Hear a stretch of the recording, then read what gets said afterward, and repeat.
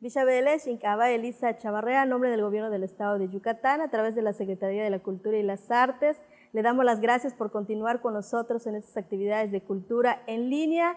El día de hoy, en Aprendamos Lengua Maya, vamos a aprender algunos colores en lengua maya. Colores en maya decimos bonilop, bonilop que significa colores. Y tenemos el color rojo que es en maya chac, chac que es rojo. Una manera de emplearlo es lelolo chac, lelolo chac. Esa flor es roja, lelolo chac. Otra palabra es bosh, que significa negro. Bosh es negro. Inchampeque bosh.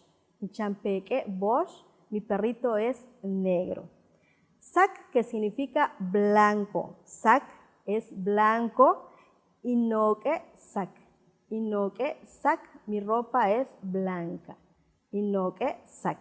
Otra palabra es cancan, amarillo. Cancan, amarillo. Lechampepe no cancan. Lechampepe no cancan. La mariposa es amarilla.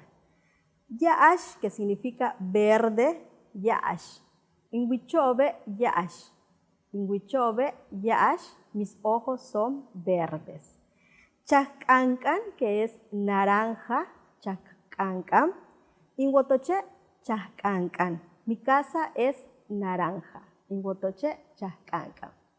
Esto es lo que tenemos para ustedes el día de hoy de Aprendamos en Lengua Maya. Los invitamos a continuar con nosotros y nos vemos en la próxima para que sigamos practicando la lengua maya. Tactula Kin. Juntos transformemos Yucatán. Gobierno del Estado.